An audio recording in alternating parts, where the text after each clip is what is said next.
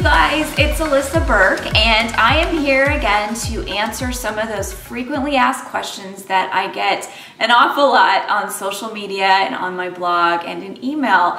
So questions like, how do I put my work out there? How do I turn my creative hobbies into something that looks like a business or profit? How do I start selling my work? How do I get my artwork or my creations noticed? So I am not an expert. I am just one gal that's been working on a dream for a very, very long time. And I feel like I've got a lot of experience under my belt when it comes to trying many different things.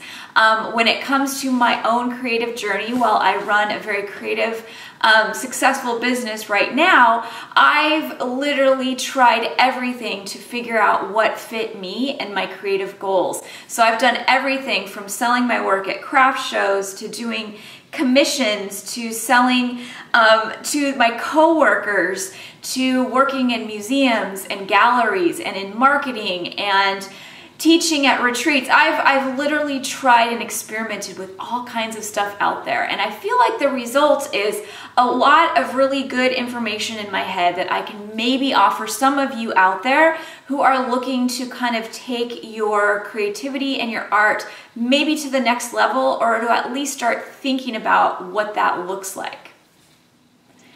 Okay, so my first tip, and this is an important one, and I feel like this is one that gets really overlooked when it comes to advice in growing something and turning a hobby into profit, that kind of thing, and that is you have to have a body of work to sell, to put out there. I get asked these questions all the time, and that's my first response back is, do you have a large body of work to fill an online shop with? Do you have creations or products that you could take to an art show or a craft fair? Do you have artwork that could be photographed as a series and hung in a gallery? Like, do you have the art? Do you have the stuff to actually put out there into the world? It's really a cool idea to think about being an artist and being creative for a living, but the actual reality of that dream is producing things over and over again, or creating things, or having a service over and over again that people can continue to purchase and buy or view. So the first step in putting that work out there is actually having that work, having work that you're proud of, having work that is maybe unique in your own style, having work that maybe fits under the brand of who you are, so that when people look at it or they look at the things you put out there, they go, I know who that is. All those things really matter before you decide to set up an online shop, or before you decide to apply for an art show or a craft show. You have to really be grounded in who you are as a creative and as an artist. So I would say start by spending time developing that body of work. Sometimes this means practicing, sometimes this means, I don't know, taking some time, months, maybe a year or two, to really build on who you are as an artist and a creative. If you already have that stuff, if you're ready and you've been making art and you've got like a whole room full of things that you could sell or do something with, you're already there. But if you don't have product or a good clear idea of what you're going to put out there and how you're going to put it out there, what it's going to look like, who you are, what your voice is as an artist, as a crafter, as a creative, you're probably not going to go very far with getting things off the ground. So step one, really have a body of work, really have an understanding of the things that you know you're going to be selling. Do you have enough if you sell out to continue to put out there? All those kinds of things are really going to help you as you move forward. Okay, my second little piece of advice is to take really, really good photos of your work. Or of whatever you're doing, even if it's a service. Like I offer service of teaching classes, and for me it's so important to photograph and capture the things that I share and do in a really, really crisp, clear, inspiring way that speaks to who I am. And this goes for all kinds of art, craft products, those creative products, and even services. It's really like taking good photos. We live in an online world these days. This is how you share your work. This is how you get stuff out there. And you need to have pictures, images that are appealing, that are inspiring, that make your work look the most beautiful and inspiring and interesting as possible. So the only way to do that is to really take the time to take great pictures. And for me, this means really well-lit photos. I can't tell you how many times I see people putting their work out there and their work is beautiful, but the photo is not well lit. It's maybe real dark and yellow looking, and you can't really appreciate those photos. So for many, many years, I would only take my photos in the daylight. Like I'd take all my stuff outside and photograph it in the daylight. Then as I began making money, I had no money at that point to spend on supplies, I began investing in things for my photography, like lights, like a lighting setup, like a tripod, like a background for the things that I photograph. So, you know, you don't have to have a lot of money. You don't have to have like this photography setup in order to take great pictures. You just need to step outside, use your phone, and just get things photographed in a way that's crisp, that's clear and clean. You can get really creative with those photos, or you can keep them simple. I will always love a plain white background when it comes to taking pictures of a lot of my artwork. My art is there's a lot going on in it. It's really messy. There's a lot of lines and pattern. So for me, I found when I keep my backgrounds really simple, my art pops. And those are things to start thinking about as you begin to photograph your work. Maybe put them in a little scene and kind of style it so that it looks like it's, you know, people don't have to imagine what to do with your product or your art. Get creative with the way that you highlight it. For me, taking photos of my art has been one of the most fun, enjoyable ways that I can be even more creative with the whole process. So making something's awesome. I love making art, but I also really love photographing the stuff that I make and trying to figure out the best possible way to show it to you guys out there in the world. I want somebody to look at my stuff and the things that I share and be able to understand what I'm sharing, have their eye kind of get pulled in and that they're interested and inspired. And the only way to do that is to take time to plan out those photos. So bright light, clear, crisp daylight or bright light is the best thing you can do for those photos.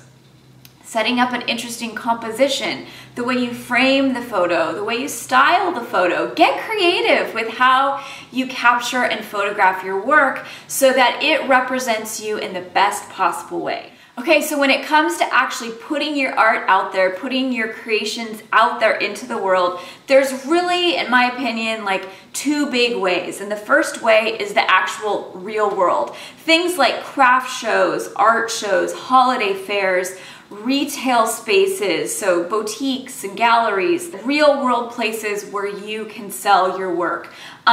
Long before the internet, I'm 42, so I was alive before the internet and I was trying to grow my business before the internet. I had to actually write letters or walk into a place, call somebody on the phone to ask for a manager, look for opportunities the old-fashioned way. These days you guys have the internet, so a lot of this stuff can be done online. Researching craft fairs in your area, researching maybe holiday shows in your area. Those things can all be done virtually online. You don't have to do it the old-fashioned way. Thank goodness. You don't have to like walk around or do this word-of-mouth thing or go in stores and galleries in person, which it is important to do that though. You can actually get on the internet and research those things. So the real world is a place that you can put your art out there. I would say for me, one of the best things I did was have a lot of experience under my belt selling my work, like showing up physically somewhere, having my work hanging around me, like in a gallery or an art show, a holiday fair, those types of things, where you are standing there with the public, getting feedback, selling, not selling. That's a really, really useful, handy experience when it comes to growing a business creatively, getting feedback on your art, understanding what the public likes and what they don't like, because things in person, like at a holiday fair or a craft show or a gallery, look and feel and sell differently than things online. So I think it's handy to do that, and it's a really easy place to start. I would recommend, from my own experience, this is what really worked for me, is holidays are the best time to sell crafts and handmade items and art. And finding like a holiday fair, or a holiday craft fair, a holiday art show is pretty easy. It's just as simple as a Google search in your area. A lot of times convention centers, communities put that stuff on. And if you are just starting out, putting your work out there, this is a really great way to kind of just get a feel for it. Now, let me tell you though, you're not always gonna sell stuff. I can't tell you how many, I mean, I've done so many different craft fairs. I grew up in the craft fair, gallery, art show world. My parents are potters, so I was very used to that whole world, the application process. You have to set up a booth, you have to put your stuff up around you, and you gotta sit there all day and sell your art to the public. And it's really hard, but it's a great experience even if you don't make any money. And I've had so many craft shows where I'm sitting there all day, all weekend, and I've maybe sold 2 things. Then I've had other experiences where I've sold out of everything and I've had a very profitable experience. And I really was able to learn from those experiences. So if you're looking to kind of do something and get your feet wet in the creative world and selling stuff, I would recommend start looking at the holiday time and figure out if there are opportunities in your community. It can be little, it's okay if it's little, if it's a church craft bazaar, if it's your city convention center, or if maybe it's a big art festival. Look for those opportunities either in your community or within driving distance and see what the application process is like. Sometimes they're free and you just apply. Sometimes you have to apply with photographs of your work and you pay a fee. There's all kinds of different scenarios, but start with just researching. See what's out there and see if it's something that you can manage and handle. Something else that you can do if you've got that body of work, if you've got that collection of products, start approaching boutiques or little retail locations. Handmade is so big right now. People are wanting handmade products. There are so many small retail shops and boutiques and galleries that are looking for handmade items to sell and show. So again, just spending some time doing some research, figuring out if there's somewhere in your area you could stop by, walk in, show them your work. It's hard, and take it from me, I'm not like a huge extrovert, but I tell you that experience of just trying that and putting your feelers out there is a wonderful way to begin the process, to get the ball rolling when it comes to your creativity. But thank goodness for the internet, because we can search for those things. You don't have to like hit the pavement looking for them. You can get online and see what's in your area. So I'd recommend craft shows, art festivals, holiday bazaars. Think about the time of year too when people shop. People shop at the holidays. They don't tend to shop a lot in the summertime. So maybe look for things that revolve around times of the year when you do your shopping or your gift buying. Retail locations. Coffee shops a lot of times will show and hang artwork. Same with galleries. So those are all things that are real life in person that you could walk in and introduce yourself and show your portfolio. You could call them, you could send them your portfolio or send them a message via email and just start seeing if there's a way to actually put your work in a physical space to get it out there. The other easy way to get your work out there, obviously the easiest way, thank goodness, for the internet. My entire world changed when the internet, I guess, came about. I'm trying to remember how it all went. But my entire business, my entire philosophy, and the way that I looked at my art and how I put it out there completely changed, because with the internet we have the possibility to reach gazillions of people. So while it's wonderful to sell your art in person and you can actually make real good profit at art festivals and art shows, standing there selling all weekend, you can also make really great profit and get the ball rolling when it comes to things online. So the easiest thing that you could do if you are ready to put your artwork out there tomorrow is to open an online shop. And I think the first thing we all tend to think of is Etsy as a place to put handmade goods and art. And I would say start with Etsy, even though it's not as It's changed a lot in the last few years, but it's still a really great starting point. Even if you start there, it doesn't mean you have to stay there for the rest of your career. I walked away from Etsy and opened my own shop quite a while ago because it just made sense for me. But there's so many resources out there when it comes to building your own shop or your own space on the internet.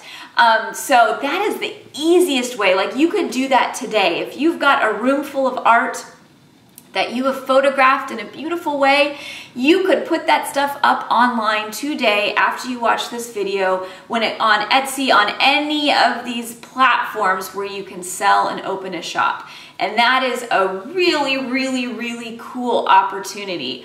Doesn't mean you're gonna sell anything, but it means the potential is there and you are now existing in this space where literally millions of people could come visit you and shop from you and buy your products. Now, that doesn't mean it's gonna happen that way. There's a lot of work that goes into promoting yourself and marketing, all that good stuff. But making an online shop is really the first thing you could do today if you felt like you wanted to get that ball rolling. Okay, you guys, so social media is another way that you can get your work out there in more of a virtual platform or a virtual way. So not everybody out there is ready or wanting to necessarily sell work in an online shop. And another way that you can get your work out there, you can get it seen, you can maybe build an organic audience or the beginnings of a customer base, is to actually forget about the shop and just grow maybe your Instagram account or your Facebook. Grow a community around what you're creating or what you're sharing. So maybe you're a watercolor artist. Start taking those great pictures of those watercolors and just start posting them on Instagram. Consistency matters in social media, so it can't be like once every 2 weeks. It needs to be like once or twice a day. You're sharing your work, and I guarantee you, it might take some time, but you're going to begin to organically build an audience who enjoys watercolor paintings, or maybe who enjoys connecting with other artists, or maybe people who are looking to buy watercolor paintings, and you can begin to grow those people around you. And it's been, for me, one of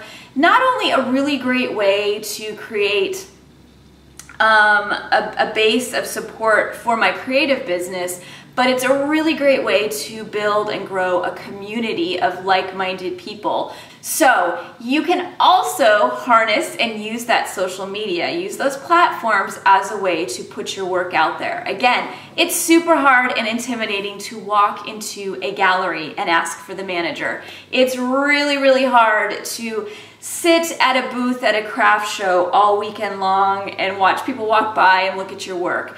But it's not that hard to take a picture of your work and put it on social media. It will give you these tiny little bursts of confidence that will then lead you to other ways that you can maybe share that work. So maybe you're not ready to sit in person with people and show your work. Maybe you're not ready to even set up a virtual online shop. But could you take some pictures of your work and begin sharing it on an online platform or a space where you can begin feeling what it's like to have people look at your work, talk about your work, ask for feedback or get feedback about it? Those are the things that are going to kind of build your confidence, and that confidence leads to more confidence to maybe take bigger risks when it comes to growing and building a creative business or turning those hobbies into something that look a lot less like a hobby and more like something that might be profit or turning into an actual creative biz. Okay, you guys, so I could literally talk for days on this topic, but I wanted to narrow it down in this video for the top things that I feel like are most important. I'm going to put some tips and resources in the post below so that you can kind of read through things and kind of maybe hopefully have a little spark or an idea that will ignite maybe the courage or the confidence to maybe try a couple of these things. Okay.